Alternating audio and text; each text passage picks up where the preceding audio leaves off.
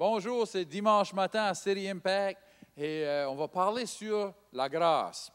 Et c'est un sujet que des fois les pasteurs ont marché par en arrière avec ça parce qu'il y avait tant de prêchages qui n'étaient pas bien, pas vrais, qui donnaient une licence au monde de vivre dans le péché et dire « Ah, c'est la grâce ». Mais ce n'est pas une bonne compréhension du mot « grâce » et qu'est-ce que ça veut dire. Ce matin, on va voir exactement qu'est-ce que ça veut dire la grâce de Dieu. Qu'est-ce que ça fait dans notre vie. Et je vous dis, une fois qu'on comprend ça, ça change notre marche chrétienne, ça change qui on est et comment on opère dans ce monde-ci.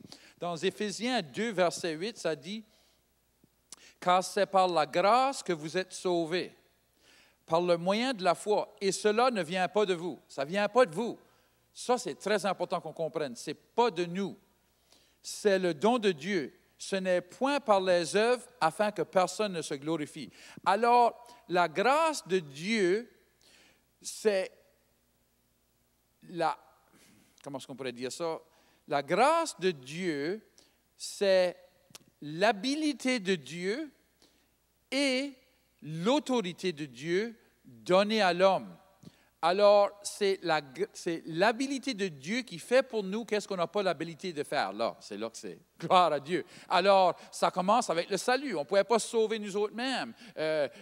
L'homme a essayé d'obéir à toutes les lois de Dieu. Sous la loi, ça dit que tout venait court. Il ne pouvait pas. C'était impossible. Alors, ça prenait l'habilité de Dieu sur un homme, Jésus-Christ, de mourir pour nous qu'on soit sauvés. Mais ça n'arrête pas là. La grâce de Dieu, c'est pour toute notre vie, pour tout cela qu'on fait. On va voir ça aujourd'hui, que la grâce de Dieu, c'est le pardon de Dieu, c'est l'habilité de Dieu. Je t'en priais, puis le Seigneur m'a dit, il dit, la meilleure manière de comprendre la grâce de Dieu, c'est l'anneau et la robe. Vous savez, dans l'histoire du fils de prodige, et il retourne et le manteau, la robe, le père met ça sur lui, met le manteau sur lui et lui donne l'anneau. Ça représentant la robe ou le manteau qu'il met sur lui, ça représente l'habilité, l'onction du Saint-Esprit sur l'homme. Et l'anneau ou la bague, c'est l'autorité de la famille. Quand tu avais la bague de la famille ou l'anneau de la famille, ça avait l'emblème de la famille et tu pouvais aller n'importe où et tu pouvais acheter avec ça, tu pouvais faire. Ce que ça dit, c'est que tout ça que Dieu est et a est à notre disponibilité. Alors, la grâce de Dieu, c'est l'habilité de Dieu, l'autorité de Dieu qui nous est donnée pour qu'on puisse marcher dans cela, dans tout cela qu'on fait. On va voir ce matin, c'est partout. Puis quand on comprend ça, ça change comment on marche, ça change comment ce qu'on est. Parce que dans notre propre habilité, on ne peut pas guérir les malades. Mais avec l'habilité de Dieu sur nous, on peut imposer nos mains sur les malades et ils peuvent être guéris, gloire à Dieu. Mais ce n'est pas nous. Je me rappelle une fois, il y avait un jeune homme qui venait pas même à notre église encore. Sa famille ne venait pas à notre église, mais ils m'ont connu à travers de quelqu'un d'autre, puis il était mort. Il était mort, son cerveau ne fonctionnait plus, il était sur des machines à l'hôpital. Quand j'étais là, la garde malade m'a dit, on va le débrancher demain, quand on le débranche, c'est fini. Elle dit, je sais que sa mère peut se dire des choses, m'a dit, on le débranche, c'est fini. Il n'y a pas d'activité dans son cerveau du tout. Et sa mère priait, on a prié avec elle, puis ça, le lendemain, ils l'ont débranché, boum, il se lève debout, en vie, guéri, au bout, les gars malades ne savaient pas ce qui se passait, mais ce n'est pas parce que j'ai été là prier puis j'ai imposé mes mains, ce n'est pas parce que sa mère a imposé les mains, c'est l'habilité de Dieu sur nous qui l'a soulevé des morts, gloire à Dieu. La même habilité qu'a soulevé Jésus-Christ des morts. Alléluia! Alors, c'est cette habilité, c'est ça la grâce de Dieu, c'est l'habilité de Dieu, c'est l'autorité de Dieu qui opère au travers de nous autres. Jean 1, 17 dit, « Car la loi a été donnée par Moïse, la grâce et la vérité sont venues par Jésus-Christ. » Alors, cette grâce a été donnée à l'homme au travers de Jésus-Christ. C'est pour ça que Jésus dit, les œuvres que moi je fais, vous les ferez vous autres aussi, parce que je m'en vais au Père et je vais vous donner la grâce, je vais vous donner l'habilité du Père et l'autorité du Père. La même habilité que moi j'ai opéré dedans, Jésus dit, et la même autorité que moi j'ai opéré dedans, il dit, je vais vous la donner à vous autres et vous vous allez avoir cette grâce, cette habilité et autorité dans votre vie. Gloire à Dieu. Alors, c'est offert à nous autres. C'est pas bon ça? Wouh! Gloire à Dieu. On a l'habilité et l'autorité de Dieu donnée à nous autres au travers de la grâce. Alors, la grâce, ce n'est pas une licence pour vivre dans le péché. La grâce, c'est une puissance et autorité pour vivre au-dessus du péché. Gloire à Dieu. On voit ici dans Actes 4:33, les apôtres rendaient avec beaucoup de force témoignage de la résurrection du Seigneur Jésus et une grande grâce reposait sur eux, ou toute grâce, ou beaucoup de grâce. Vous dites, comment de grâce qu'il a? Mais il y a, si vous changez le mot grâce avec qu'est-ce que c'est? Habilité et autorité. Il avait l'habilité pour chaque chose et l'autorité pour chaque chose. Alors oui, il y a plusieurs habilités. L'habilité pour la circonstance qu'on fait face à et l'autorité pour la circonstance qu'on fait face à. Alors la grâce de Dieu est grande et il y a différentes grâces. Il y a différentes habilités et différentes autorités. Gloire à Dieu.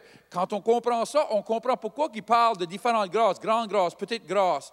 Beaucoup d'habilité, petite habilité. Vous comprenez? Mais ce n'est pas que Dieu n'a pas beaucoup d'habilité ou beaucoup d'habilité. C'est qu'est-ce que vous allouez à fonctionner dans votre vie? Qu'est-ce que vous croyez pour? Si vous ne comprenez pas la grâce de Dieu, vous allez seulement en prendre une partie ou pas la prendre du tout. Et vous allez essayer de faire les choses dans votre propre habilité. C'est pour ça que Dieu dit, lorsqu'on est faible, lui, il est fort. Pourquoi? Parce que quand on comprend notre faiblesse, on reçoit sa force. Alléluia. Qui est la grâce de Dieu? Romains 6 et 14 dit ceci. Car le péché n'aura point de pouvoir sur vous, puisque vous êtes non sous la loi, mais sous la grâce. Pouvez-vous voir ça? Alors, on pourrait changer le mot pouvoir avec autorité. Le péché n'aura plus d'autorité au-dessus de vous. Vous aurez autorité au-dessus du péché.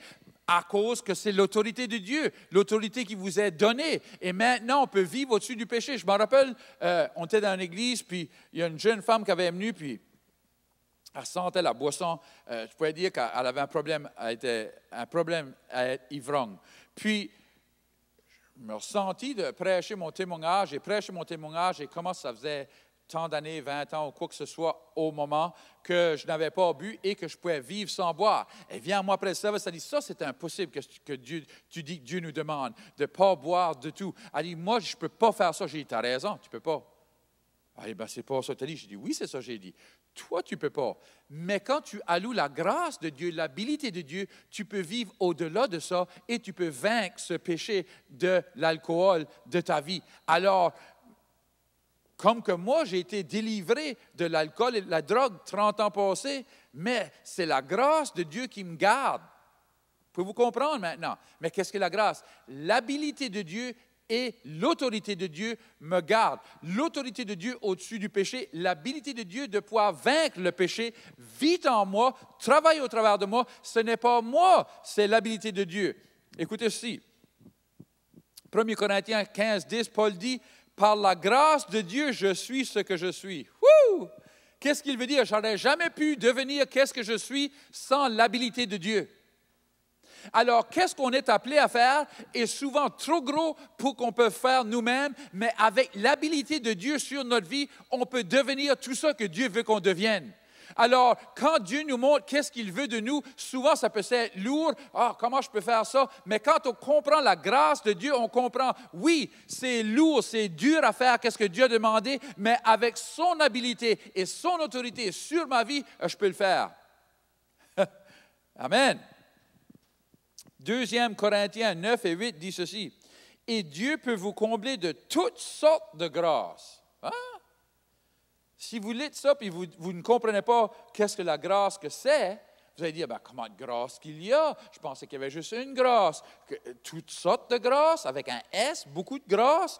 Il dit, afin, voilà la clé, afin, possédant toujours en toutes choses de quoi satisfaire à tous vos besoins, vous ayez encore en abondance pour toute bonne œuvre. Alors, pour faire toutes différentes œuvres, vous savez, si je m'en vais faire la menuiserie, ça me prend des outils de charpentier. Si je m'en vais faire travailler sur un auto, ça me prend des outils de mécanicien. Différents outils pour différentes œuvres. Vous commencez à comprendre, je vois les lumières allumées. Différentes grâces, différentes habiletés pour différentes œuvres. Alors Dieu dit, je peux envoyer toute habilité, toute grâce, toute autorité sur vous pour que vous pouvez faire toute œuvre qui vous est donnée à faire. Wouh! Vous voir comment ça change tout ça?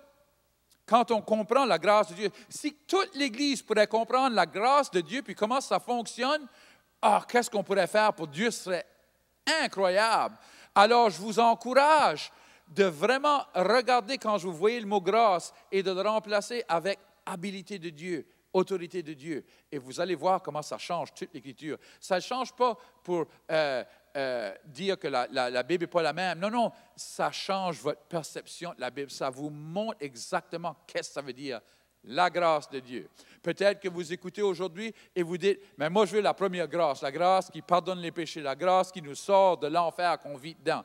Mais si c'est vous, je veux prier avec vous autres. Ou peut-être que vous dites, j'étais avec Dieu et là, j'ai perdu mon chemin. Maintenant, je veux être comme le jeune homme qui a eu le manteau et la bague. Je veux être comme lui, je veux retourner au Père. Si c'est vous, on va prier ensemble. Gloire à Dieu. Seigneur, je te remercie d'avoir envoyé Jésus. Je te remercie pour la grâce qui nous est offerte. Je te demande de me pardonner de mon passé. De ce jour ici, je veux vivre pour toi et faire tes œuvres là, dans le nom de Jésus. Amen. Si vous avez prié cette prière, on veut vous féliciter, on est fiers pour vous. Si vous êtes dans la région de Moncton, venez nous voir, on est ici 9h et 11h. Et si vous ne comprenez pas l'anglais, c'est bien, on a la traduction simultanée en français qui est disponible ici à l'Église pour vous. Que Dieu vous bénisse.